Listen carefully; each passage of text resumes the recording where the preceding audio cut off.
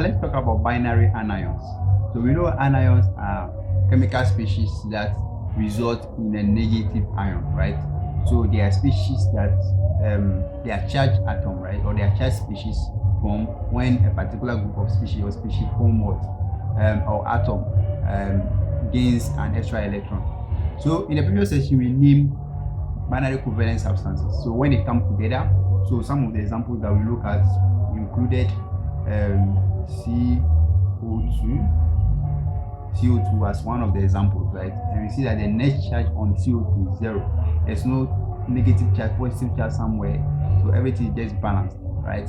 So it can happen that these substances can combine.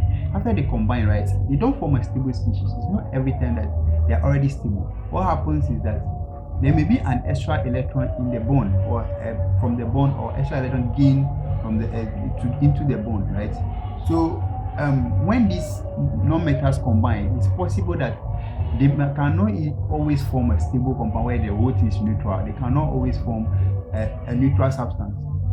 The combination can result in them having an extra charge, right? That's when they form some ions, right? Here we are going to look at the anions, right? So some of the examples that you can look at: CO3 2 minus, right? You can see that carbon and oxygen are combining, and there are 3 oxygen, and then there's an extra charge of extra 2 electrons. That's the 2 minus. Here there's no charge here. So here we are assuming that it's neutral, so the charge is 0. But then when it becomes anions, that's when the combination, the bond, the formation results in something not neutral but something containing a charge, like this one. So we are going to look at examples of such species and then be able to name them. The ability to name these substances is very helpful in naming some complex compounds. So let's understand the basics by just taking binary anions. So when I say binary anions, means that it's an anion that's going to contain not just one atom, but it's going to contain 2, exactly 2. Bi means 2. We have been saying this all the time. So binary compounds, binary anions are going to be those anions that contains exactly 2 different atoms. 2 different atoms, meaning they are from different elements, right? Different sources. So now let's look at such examples and how to name them.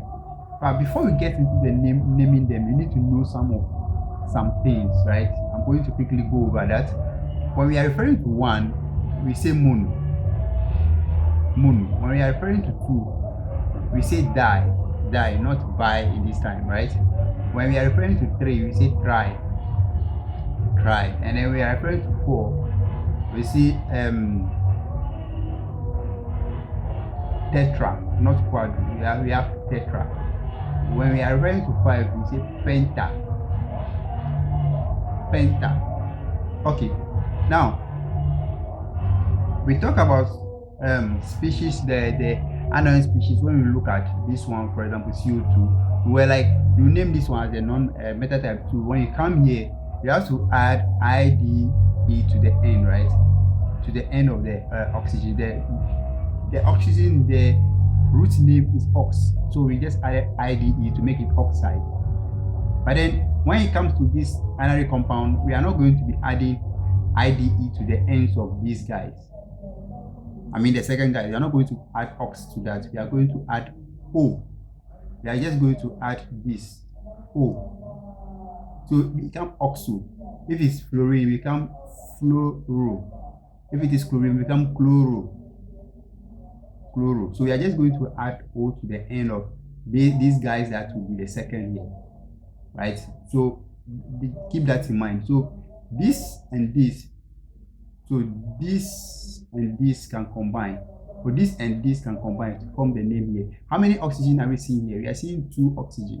So if you are seeing 2 oxygen, so that's 2 dioxo. So there's going to be something like dioxo in the name. Just be like 2 oxygen. If it is chlorine, we are going to say dichloro, right? 2 oxygen. So you need to know these guys, right? Now keep in mind, if it is 1, right? Instead of saying mono-oxo, we just don't put the mono there. If it's 1, we don't add it, we just say oxo. Right? If it is mono, we don't actually say anything. We just leave them like that. So you need to know these guys and know that to the root name of these guys, we are going to add O instead of IDE. We are not done. We are not done. These guys also undergo some change. The guy that comes first, like these guys, they also undergo some change. What is that change? Let me state that. So we know that this guy, we are going to add O to that. Don't worry, we'll get to that and you will be able to understand. For these guys, what we are going to do is that we are going to be adding, for this guy, we are going to be adding AT to their name, AT to their name, ATE to their name. Like carbon is carbonate. So sulfur is going to be sulfate, not sulfurate, but then sulfate, right? So we need to be adding this one to the ends of their names. There are some common ones that you need to know, right? So carbon, carbonate, phosphorus is phosphate. What's the other one? Nitrogen is nitrate. Nitrogen is nitrate. Let me look at the preparatable. So oxygen is oxate. That's if you are using it as the one before the other species. Fluorate, chlorate, bromate, iodate, sulfate, nitrate, carbonate, oxate, phosphate, sulfate, right? So carbon is going to be carbonate, and sulfur is going to be sulfate, as you said. And then we don't add these ones to them. These ones that we have here are going to be added to the name in this guide. Now, one last thing that you need to actually know again is that when we are naming these binary anions, we name them this way. We name them this way. So we start from the end going backward. We start from the end going backward. But then you have to still do the exercise that we did earlier. You have to be able to calculate the oxidation state of the carbon, right? Of the carbon. You have to know that. But when you are naming it, we name it backward, following these rules. Don't worry, calm down. We'll solve examples, then you'll be able to see that. So we name them backward. Again, keep that in mind. So now we are talking about binary anions. So now let's start with the first example. So the first example, why don't we just use the carbonate, right? CO3 2 minus. So let's use CO3 2 minus to start with as our first example, naming all of that. Before you start the naming, we have to calculate the oxidation state of the one that comes first. So I have CO3 2 minus. So now let's calculate the oxidation state. Carbon is 1 here, right? So it's going to be 1 times X plus 3 times oxygen is 2 minus. So negative 2. We are not talking, this 2 minus is on the entire CO3. It's not on oxygen alone. It is on the entire CO3 coming together to give a net charge of 2 minus. But then oxygen alone, from the previous session that we did, right, it has its own 2 minus charge that it has inherently. So we are making use of that here. That's what we are making use here, not the 2 minus. The 2 minus here is for the entire species, not for oxygen. So it's equal to, you see, for the previous session, when we had CO2, there was no charge here. The charge here was 0. So when we are doing, we did equal to 0. But here, the charge here is going to be 2 minus. So it's going to be equal to negative 2. That is just the difference in calculating the oxidation state. Here we had 0, so we equated it to 0. But here we are having 2 minus. We need to equate it to minus 2. Okay. With that in mind, how do we do that? So I'm going to calculate x minus 6 is equal to negative 2. So x is equal to plus 6 minus 2 is equal to plus 4. Yeah, so we know the oxidation state of carbon. 4. Okay, we know it's 4. Now we need to name. Let's name. We say we name backward, right? We name backward. So we are going to name this way, from the oxygen going to the carbon. So now let's go. How many oxygens are there? 3. So we are going to say tri oxo, right? Tri-oxygen. So we are saying 3 oxygen. Then after we are done with this one, we go and name the carbon. Carbon is what? Carbonate. Carbon and with AT is carbonate. What's the oxidation number again in front of the carbon, right? In front of the one that comes first. We had 4, right? So it's going to be 4. But then because this is an ion, we are going to add ion. So triazocarbonate 4 ion.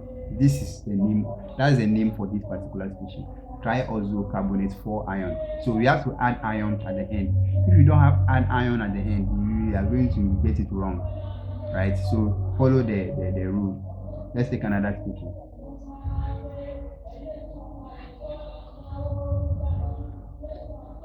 SO42 minus, another popular one. SO42 minus. So let me see. So I'm going to say sulfur is going to be 1. Once sulfur is appearing 1, the frequency is 1 here.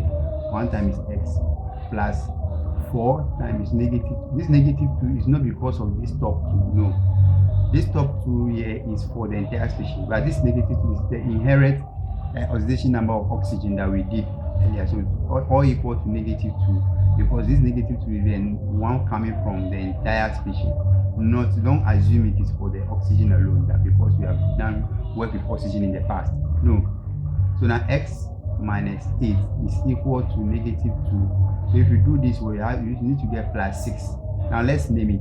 We are going to name it backward again. How many oxygens are there? 4. So we say tetra. Tetra means 4. Tetra. So oxo. Oxo means tetra, oxo. Tetra, 4 oxygen. Ox is the root name. O is what we add at this thing. Then we add sulfur, right? By sulfur, we said in these ones it becomes sulfate, right? What did we have? We had 6, right? So this is 6 ion. Tetra oxo sulfate 6 ion. Simple as that. Simple as that, right? So you just calculate this thing and then you'll be naming it backward. Then you are fine. You will be fine with that. This is a systematic name, the IUPAC name of all these species. Let me give some 2 other species that we need to name.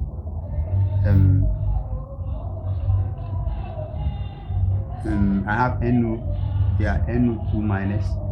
NO2 minus is another anion.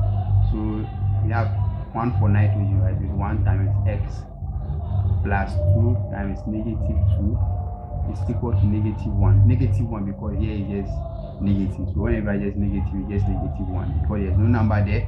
If it is 1, we don't add the 1. Simple as that. So I have x minus 4 is equal to negative 1. Then x is equal to plus 3. When you solve it, you are going to get plus 3. So what's the name? So we name it again like this. There are 2 oxygens. You say dioxo. Nitrogen is nitrate. Nitrate, right? Nitrates. We have 3 here, so 3 ion. We need to add this ion. People forget this ion. So diazonitrate 3 ion. Right? Remember, see, look well. There's no space. There's no space here. All the words are. It's a block. They are connected. So don't go and put any space because you need so oxo. Then you put space for nitrate. No, it's one word. It's one word. Diazonitrate 3 ion. Should I give you another one? Yes. Let me give you another one. And then let's see how it goes. Yeah, PO4. Let me just type PO4 3 minus. So I'm going to calculate for phosphate, right? It's going to be 1 times x plus 4. 4 times negative 2 inherently from the oxygen is equal to negative 3. We have x minus 8 is equal to negative 3. We are going to have s is equal to plus 5 when we solve it.